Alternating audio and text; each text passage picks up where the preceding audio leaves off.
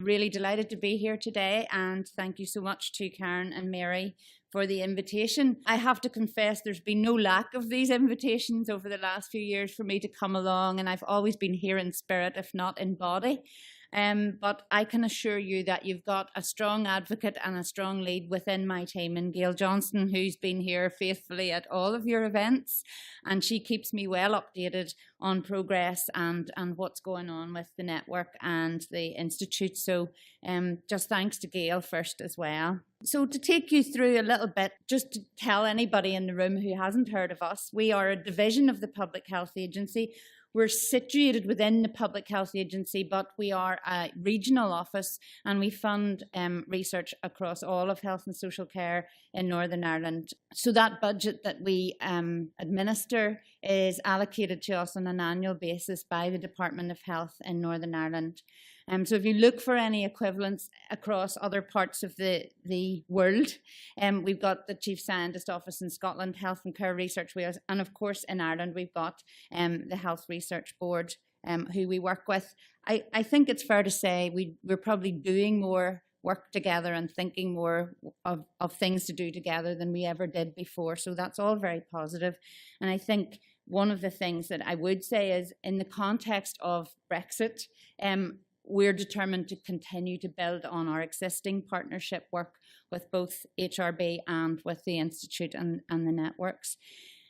We are working within the context, a similar context of delivering together, which is the department strategy for delivery of health and social care, again, moving as much as possible from the acute to the community sector. And we also have the public health policy, Making Life Better, which of course we are working within as well.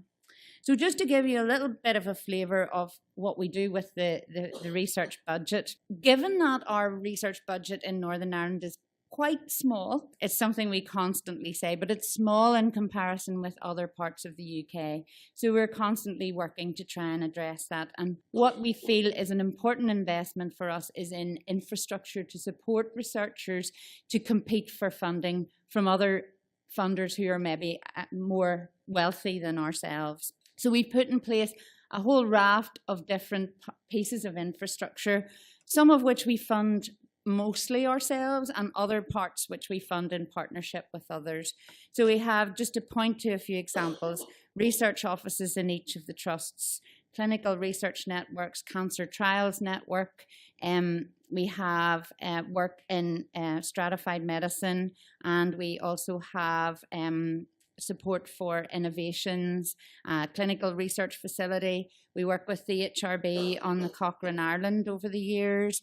And you can see right in the centre there that we also have mentioned the Institute in our infrastructure that we make some investment into. So taking into account our small but perfectly formed budget of around about 10.5 million per year, you can see here how that breaks down into research infrastructure consuming almost 50%, capacity building, fellowships, research funding, and some dissemination and knowledge mobilisation.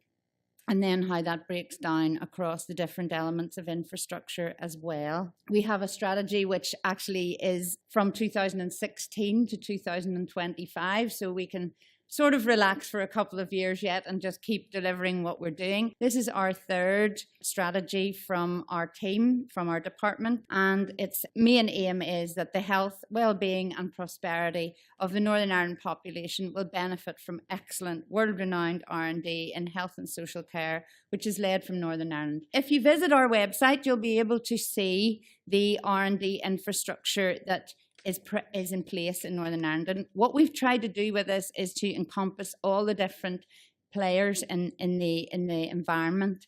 And it's a little interactive diagram, so you can go in there and you can click into all the different circles and just see where those different pieces of the infrastructure are and, well, hopefully how they fit together. And there's another nice diagram there that you can also have a look at, which is looking at how we can support across the whole of the research pathway and the different parts of the system where the different things can be found. Then just to move on, we do have what we believe is a full suite of funding opportunities across all of what's needed to keep good research ongoing in Northern Ireland. So we've got these different funding streams that I want to just very briefly touch on. So first of all, our building capacity scheme.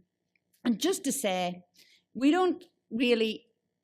not able to focus on different sort of specialty areas very much. So what we'd say is that every scheme that we run, people are eligible from all of the different professional groups and all of the different specialty areas to apply.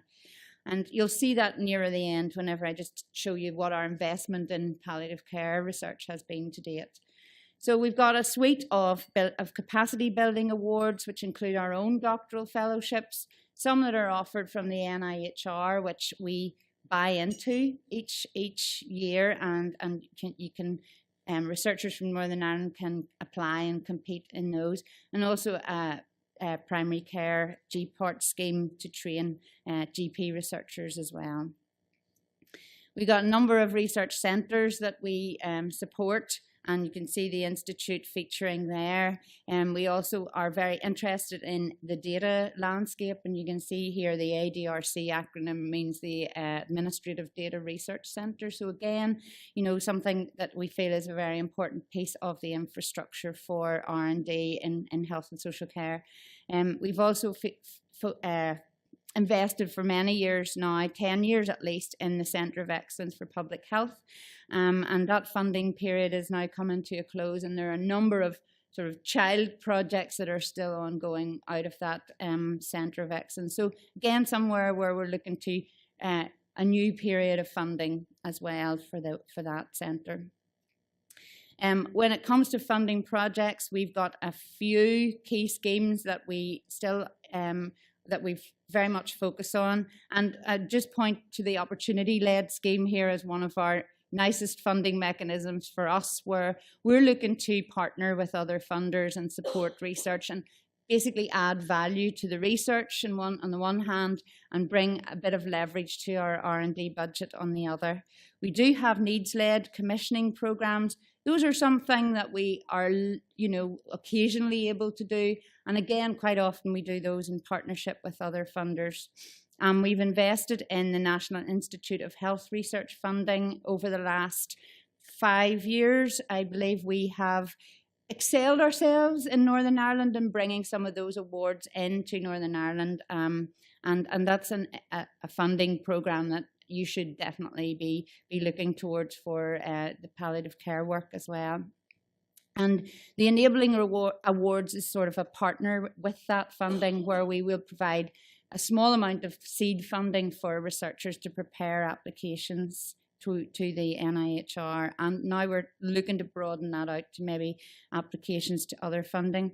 We've got the US-Ireland R&D Partnership Funding Scheme. That's another one where we've got multiple partners, and HRB are in that space as well, where we're looking to have a tripartite awards between Northern Ireland, Republic of Ireland and US partners, who will lead those and submit the applications through the National Institutes of Health. So very prestigious awards, and although we put the investment in from Ireland ourselves and Northern Ireland ourselves, they lead on quite often to some very significant follow-up funding. So we see that as a very important scheme as well. And of course, EU funding, which we hope will continue into the future. We got a strand on dissemination and knowledge mobilisation. And again, another co-investment that we've made with HRB, which is sort of I don't know what you would say, an evolution of the Cochrane programme that we've had over the years. It's listed here as Capacity Building for Evidence Synthesis. That was the name of the call, but we've now got the centre, which is going to be launched soon. Am I able to say? No? Yes? No? Yeah, Evidence Synthesis Ireland. So that's something that we're very happy to be working together with the HRB on. Again, we've got a lot of emphasis on knowledge exchange and knowledge transfer, something that we have invested a little into the institute and the network on. And then we do, as part of our work with the NIHR, have funds that go into the dissemination centre. And then finally, our research infrastructure, which I've already touched on, so I'll not talk about that anymore. But again, something that's open for all researchers in Northern Ireland to link into. So this just is a very quick overview of our investment in palliative care funding over the years, and this is just broken down into the various different programs. We've had a nice opportunity to work with partners on this as well, and we've had partnerships with the Atlantic Philanthropies in our dementia program. As I've said, lots of partnering with HRB. We've got some funding from the EU, where we're just down here in the joint program in neurodegenerative disease, which we've bought into, and hopefully we'll have some good news coming out of that as well. We also have our clinical research network in dementia. So if you look at the bottom total, I know it is what it is, but people often say to us, why don't you fund more in such and such an area? And there are a couple of reasons. So the first reason is because we don't have very much, but we invest as much as we can. But also it's just about, we will fund good quality research that comes across our table for the awards that we support. So, you know, it's very important for researchers to come and talk to us. And I think sometimes, you know, there's lots of funding opportunities and schemes, and it can all be a wee bit daunting. But there's no problem with people just picking up the phone or asking for a meeting and just coming along to talk to the team and seeing what opportunities that we might be able to offer. And just in this, also to mention that all of our funding awards have input from our PPI group, which is called PEER. And we also expect all our researchers to include service users, carers, and the public as partners in the research throughout the entire process. So we hope to continue with our work and our investment, and we're still looking at more and greater opportunities for partnership approaches that are coming up in the pipeline. So these are just some of the things that are coming out of our strategy. So obviously we want to continue to promote a research culture throughout health and social care, and we want to show and demonstrate how we, as our investment is a significant contributor to the health economy. We want to build on our existing infrastructure to maximise the support that we offer to researchers in delivering research of an international standard. And in the interest of that, we have sat down during the summer with Karen and Mary and discussed ideas for future support for the Institute and the network. So we also have to be sure that our research that we support is in line with our strategic priorities. But most of all, and key to that, is keeping patients and service users at the centre. And we do involve patients and the public in our work, and we encourage our researchers to do the same. And I think I would say it's no accident that also in our office, the PPI work is led by Gail, who's a former palliative care professional herself. So what I'd like to do, just to finish up, is to say that I would congratulate the Institute and the network on your work and just commend you on the joined up approach that's very obvious from what we've heard today. And we'd like to assure you of our continued support and that we will work along with you to identify further opportunities to work together in the future. So thanks very much.